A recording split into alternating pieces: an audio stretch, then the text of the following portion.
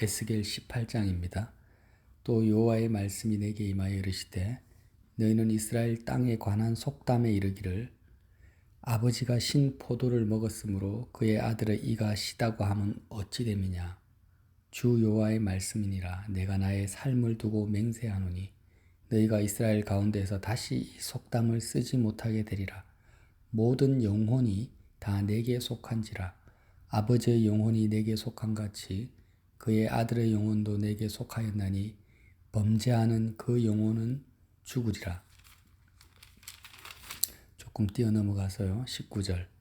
그런데 너희는 이르기를 아들이 어찌 아버지의 죄를 담당하지 아니하겠느냐 하는도다. 아들이 정의와 공의를 행하며 내 모든 율례를 지켜 행하였으면 그는 반드시 살려니와 범죄하는 그 영혼은 죽을지라. 아들은 아버지의 죄악을 담당하지 아니할 것이요 아버지는 아들의 죄악을 담당하지 아니하리니 의인의 공의도 자기에게로 돌아가고 악인의 악도 자기에게로 돌아가리라. 그러나 악인이 만일 그가 행한 모든 죄에서 돌이켜 떠나 내 모든 율례를 지키고 정의와 공의를 행하면 반드시 살고 죽지 아니할 것이라. 그 범죄한 것이 하나도 기억함이 되지 아니하리니 그가 행한 공의로 살리라. 주 여호와의 말씀이니라. 내가 어찌 악인이 죽는 것을 조금인들 기뻐하랴. 그가 돌이켜 그 길에서 떠나 사는 것을 어찌 기뻐하지 아니하겠느냐. 만일 의인이 돌이켜 그 공의에서 떠나 범죄하고 악인이 행하는 모든 가증한 일대로 행하면 살겠느냐. 그가 행한 공의로운 일은 하나도 기억함이 되지 아니하리니 그가 그 범한 허물과 그 지은 죄로 죽으리라. 그런데 너희는 이르기를 주의 길이 공평하지 아니하다 하는도다. 이스라엘 족속아 들을지어다. 내 길이 어찌 공평하지 아니하냐. 너희 길이 공평하지 아니한 것이 아니냐. 만일 의인이 그 공의를 떠나 죄악을 행하고 그로 말미암아 죽으면 그 행한 죄악으로 말미암아 죽는 것이요 만일 악인이 그 행한 악을 떠나 정의와 공의를 행하면 그 영혼을 보존하리라. 아멘. 우리가 일명 가계의 저주라는 그런 이론들이 잘못되었다라는 것을 에스겔 18장이 말씀하고 있습니다. 이 가계의 저주가 무엇입니까? 아버지와 부모의 죄악을 아들이 그대로 물려받는다라는 거죠. 그러나 하나님은 그렇지 않다. 사람은 각자마다 각자가 행한 대로 내가 심판을 받고 보응을 받는 것이고 아버지의 죄악을 자녀가 물려받거나 자녀가 범죄함으로 아버지가 심판받는 법은 없다라고 선포하시는 거예요.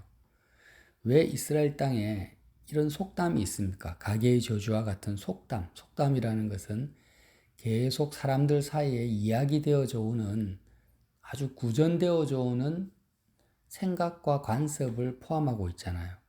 그러니까 이스라엘 선민들의 의식 속에도 가계의 저주에 대한 인식이 굉장히 강했다라는 거예요. 왜냐? 인간관계에서 가장 밀접한 관계가 바로 부모-자식 관계인데 부모의 영향을 자녀가 부모의 영향을 가장 많이 받으니까 그렇지 않냐 이렇게 지금도 그렇게 생각하죠. 심리학적으로든 뭐 다 그렇게 생각합니다. 그러나 한 가지 간과한 게 있습니다. 오늘 하나님께서 뭐라고 하십니까? 에스겔 18장 4절에 모든 영혼이 다 내게 속한지라. 모든 영혼이 다 나의 소유다라는 것입니다. 아버지의 영혼이 내게 속한 같이 나의 것인 것처럼 그의 아들의 영혼도 내게 속하였나니 그렇기 때문에 범죄하는 그 영혼은 죽으리라. 그러니까 부모 자식 간에 뗄래야 뗄 수 없는 육신적 관계를 가졌다라고 사람은 인식하지만 그것보다 훨씬 더 넓고 더 밀접하게 하나님이 하나님께 속했다라는 것을 왜 빼버리고 사물을 보고 인간관계를 보느냐라는 거예요. 하나님께 속하지 않은 피조물은 아무것도 없습니다. 여러분, 이 우주 만물 가운데요. 하나님의 소유가 아닌 것은 아무것도 없는데 오직 천사와 사람만이 인격적 존재로 창조되었어요. 인격적 존재로 창조되었다는 것은 뭘 의미하냐면 하나님의 소유로 지음받았지만 내가 하나님의 소유되기를 거절할 수 있는 존재라는 겁니다. 그러니까 인격적 존재로 지음받은 천사와 사람 중에 본인이 하나님의 소유인데도 불구하고 나는 하나님께 속하지 않겠어. 나는 하나님의 소유가 되기를 거부해. 라면서 인격적 속성을 발휘한 암세포와 같은 피조물이 마귀와 타락한 인간 이 두 가지밖에 없다라는 거예요. 해와 달과 동물과 식물과 모든 별들은 하나님이 자신의 창조주고 자신의 소유주임을 거부하거나 거절하지 않습니다. 그러니까 모든 것이 하나님의 주권 아래 움직여가고 있습니다. 그러나 마귀는 하나님을 대항하고 계명성으로 땅에 떨어졌죠. 그리고 인간이 어떻습니까? 그 마귀의 꼬임에 넘어가서 인간의 죄성은 끊임없이 내가 하나님의 소유됨을 거부하고 있다라는 거예요. 그래서 우리 몸에도 보면은요, 모든 세포들이 서로 협력하고 질서를 따라서 성장하고 죽어가면서 몸의 균형을 이루고 있습니다. 그런데 유일하게 다른 신경과 뇌와 모든 세포의 조화를 거부하고 독단적으로 자생하는 것을 우리는 암세포라고 해요. 암세포 때문에 얼마나 전체 몸이 괴롭습니까? 그것처럼 인간이 하나님 보시기에는 암세포와 같은 거예요. 자, 오늘 말씀에 의인과 악인에 대해서 나오는데요. 의인에 대해서 뭐라고 하시냐면 사람이 만일 의로워서 정의와 공의를 따라 행하며 산위의 재물을 먹지 아니하며 이스라엘 족속의 우상에게 눈을 들지 아니하며 월경 중에 있는 여인을 가까이 하지 아니하며 사람을 학대하지 아니하며 계속 열거합니다. 뭘 하지 않고 별일을 꾸어주지 않고 이자를 받지 아니하고 의인의 정의를 사람의 행위로 이렇게 나열을 하시는데 이 말씀을 이제 바리새인들이 행위적으로 적용을 하는 거예요. 그래, 내가 사람을 학대하지 않고 이자를 꾸어주지 않고 별일을 받지 않고 이렇게 해야 되겠다. 이걸 다 지켰으니까 나는 정의와 공의를 따라 행했고 나는 의롭다. 이렇게 적용을 했던 거예요. 그러나 이 말씀 앞에 무엇을 전제로 하고 있습니까? 모든 영혼이 다 하나님께 속했다라는 말씀을 빼버린 거예요. 사람들이 정의와 공의를 따라 행할 수 있는 그 근본 원동력이라 할까요? 그 이유가 뭐냐면 내 모든 것이 하나님께 속했다. 하나님의 소유됐다라는 것을 받아들이고 내 심령이 동의를 할 때 나타나는 그 사람, 하나님께 속한 사람에게 나타나는 행위가 뭐냐면 정의와 공의고 오늘 에스겔서에 읽지 않았지만 하나님의 율례와 규례를 지키는 거라는 거예요. 바리새인은 거꾸로 적용을 했던 거예요. 행위를 먼저 내가 이걸 행하고 저걸 행했으니까 의롭다. 뭘 빼놓고요? 자신의 모든 것이 하나님의 소유라는 것을 빼놓고 하나님께 속하지 않으면서 그래서 주님이 이 땅에 오셔서 외식하는 바리새인들이요. 속은 온갖 썩은 것들과 죽음이 가득한데 겉만 회칠한 무덤으로 깨끗하게 포장을 했구나. 이렇게 말씀하셨던 거예요. 하나님 보시기에 의인은 뭐냐면 의롭다라는 개념, 우리가 의롭다, 악하다라는 개념을 지금 에스겔 18장을 통해서 우리가 분명히 정리를 해야 됩니다. 굉장히 중요하다고 생각하거든요. 하나님 보시기에 의롭다라는 것은요, 인격적 존재인 그 인간이 자신이 하나님의 소유됨을 거부하지 않는 거예요. 모든 다른 피조물과 같이. 내 생명, 내 몸, 모든 것이 내 것이 아니에요. 내 시간도 내 것이 아니에요. 하나님이 창조주시고 원래부터 주인은 하나님 거라는 것을 암세포처럼 독립적으로 거부하는 것이 아니라 건강한 세포처럼 맞습니다. 모든 것은 하나님의 것입니다. 나는 하나님의 소유입니다. 라고 인정하고 받아들이는 것을 의라고 합니다. 옳다라고 하는 거예요. 근데 그걸 인정하지 않고 내 판단, 내 생각, 내 소유, 내 것을 주장하는 것을 악하다라. 악한 사람, 하나님께 속하지 않은 사람에게 나타나는 행위가 악한 행동이라고, 악한 행위라는 거예요. 하나님 심판하실 때 딱 이것을 보시는 거예요. 의인이요, 평생을 정의와 공의를 행하다가 죽기 직전에 악을 행하면 어떻게 된다고 합니까? 그는 악인이 받을 형벌을 받고 심판을 받을 것이다. 90평생을 의인으로 살다가 나머지 1년 동안 악하게 살고 죽으면 그는 악인의 길로 간 것이고 악인이 받을 심판을 받는다라는 거예요. 반대로 90평생을 악하게 살다가 나머지 1년을 의롭게 살면 그는 의인이 받을 심판을 받고 긍휼과 용서를 받게 될 거라는 거예요. 그러니까 이렇게 하나님이 말씀하시니까 이스라엘 백성이 어떻게 반응하냐면 25절에 너희는 이러기를 주의 길이 공평하지 아니하다 하는도다. 주님 너무한 거 아닙니까?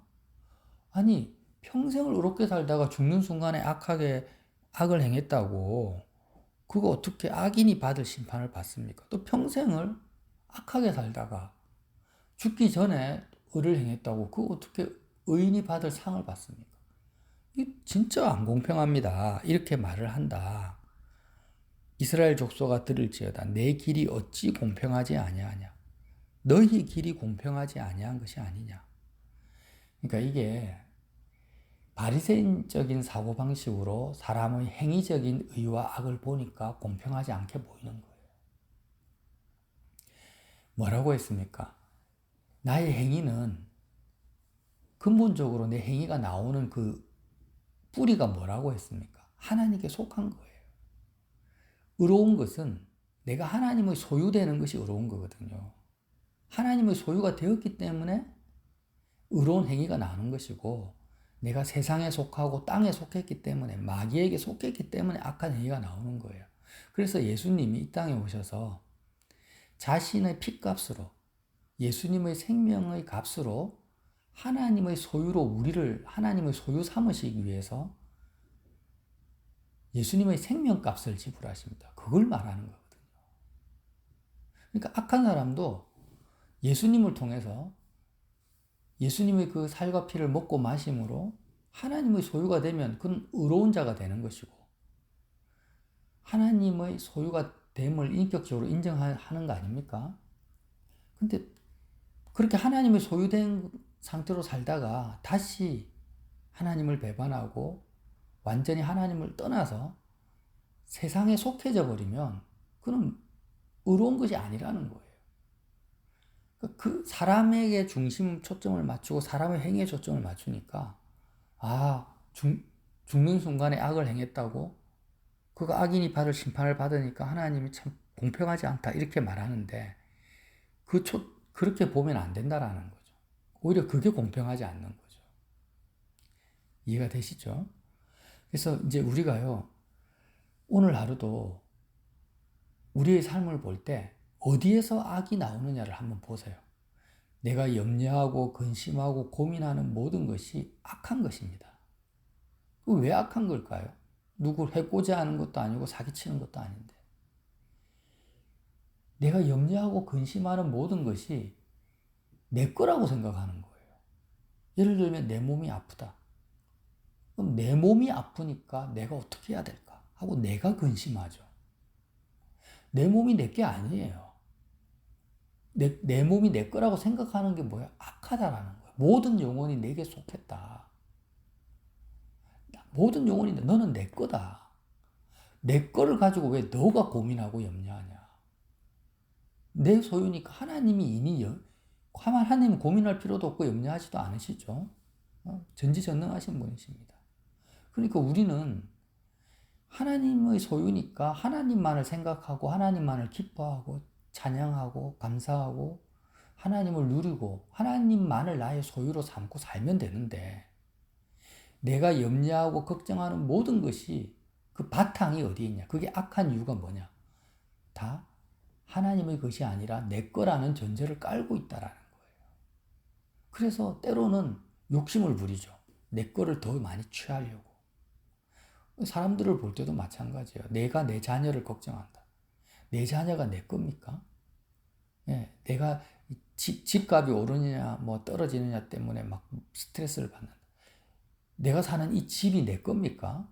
내게 아무것도 없었어요, 원래부터.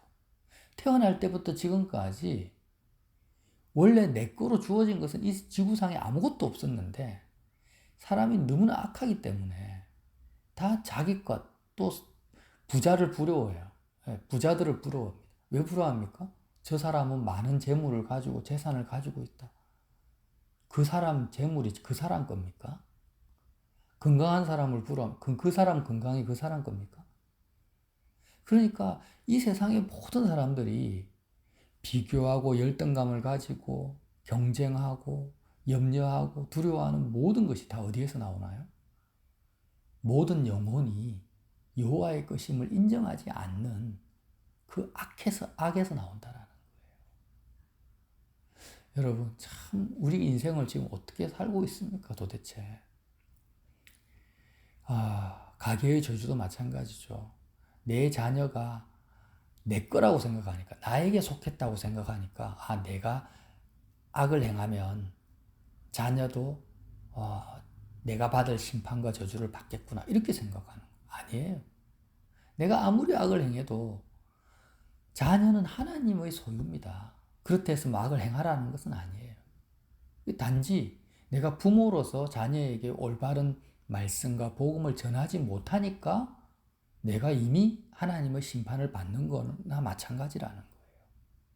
하나님의 뜻이 있다면 내 자녀를 구원할 하나님의 주권과 뜻이 있으면 나를 통하지 않고도 정말 길가에 있는 돌멩이를 통해서라도 하나님은 복음을 전하십니다. 이런 믿음을 가진 부모가 있다면 또 그 자녀가 복을 받겠죠. 어쨌든 오늘 한번 찬찬히 묵상을 해봤으면 좋겠어요.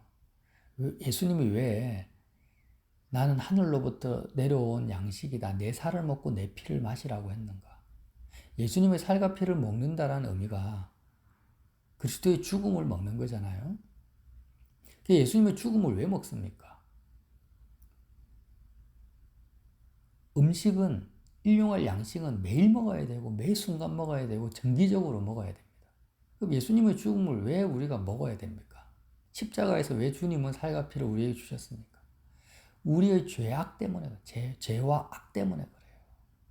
우리는 의식적으로는 그래, 내 모든 것은 하나님의 것이야, 하나님의 창조주시야, 이렇게 의식적으로 자꾸 생각을 하지만 실제 삶의 영역에서는 상황 속에, 시간 속에서 계속 악이 나와요. 그냥 내 체질상으로. 내 거라고 착각을 하는 거예요. 마귀에게 속기도 하고, 본능적으로. 돈 떨어지면은, 내가 지금 가난하고, 내가 뭘 가난합니까? 내가 가난하고 부한 것이 뭐가 있습니까? 원래부터 내 건 아무것도 없는데. 그러니까 내가 가난하다, 부유하다라는 개념 자체도 어떻게 보면 잘못된 거예요. 이 지구상에는 원래 부유한 사람도 없고 가난한 사람도 없고 다 하나님의 소유밖에 없는 거였죠. 그러니까 이렇게 너무나 우리의 그 무의식 가운데 뿌리 깊게 악이 발동을 하니까 주님이 뭐라고 하십니까? 수시로 나의 죽음을 먹어라. 죽음을 먹는다라는 것은 이 세상의 소유됨을 떠나는 것입니다. 세상과 상관이 없어지는 것이고 세상에 내 어떤 것도 내 것으로 내가 취하지 않는 상태를 먹는 거죠. 그렇죠? 내가 예수님의 십자가의 죽음에 참여합니다. 예수님의 살과 피를 먹습니다. 예수님의 피가 나를 정결케 합니다. 이 모든 의미가 뭐냐? 나를 의롭게 한다라는 거예요. 나를 의롭게 합니다. 나를 의롭게 한다는 그 의미가 뭐라고 했습니까? 나의 것은 아무것도 없고 원래부터 모든 것은 하나님의 것입니다. 라고 내 마음과 심령이 진정으로 받아들이고 인정하는 상태가 의롭게 된다는 것입니다. 언제 의롭게 됩니까? 그리스도의 죽음을 내가 먹을 때 의롭게 되는 거예요. 그러나 예수님의 죽음을 우리가 먹지 않으면 수시로 우리는 악한 상태가 되는 거예요. 염려하고 근심하고 때로는 기뻐합니다. 내가 좀 더 남보다 많이 성취하고 가졌다고 마음이 들뜨기도 하고 기뻐하기도 하고 이게 다 악한 거거든요. 에스겔 18장이 참 너무 저는 좋습니다. 그렇습니다, 주님. 모든 것은 다 주님 것입니다. 내 것은 원래부터 아무것도 없었어요. 이게 얼마나 자유롭습니까? 얼마나 우리에게 엄청난 자유를 주고 이 진리가 우리를 편안하게 하고 안식하게 합니까? 뭔가를 내가 가진다, 많이 가진다라는 것이 우리를 자유롭게 합니까? 그렇지 않습니다. 내 것을 가지는 것이 나를 옥죄이고 스트레스 받게 하고 그것을 잃어버릴까 두렵게 만들고 그렇게 하는 거예요. 내 몸이 내 것이 아닌 것이 얼마나 자유롭습니까? 내 생명이 내 것이 아닌 것이 하나님의 것이라는 것이 얼마나 편안합니까?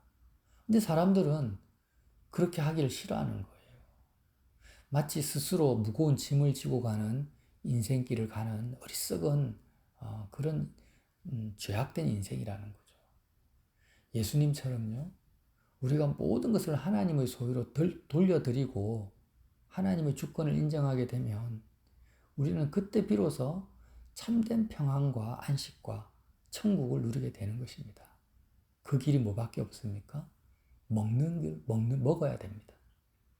예수님의 살과 피를요, 내 거라고 생각하는 악이 들어올 때마다 그리스도의 죽음을 먹음으로 그 악에서 떠나야 된다라는 거죠. 십자가의 죽음에 참여하는 그 의미를 의로움과 악, 소유와 또 하나님의 것, 이것으로 적용하셔서 조금 더 새롭게, 좀 더 새로운 느낌이 드세요? 새로운 느낌으로 오늘도 그리스도의 살과 피를 먹고 마시는 의로움 속에서 사시기를 예수님 이름으로 빌어드립니다.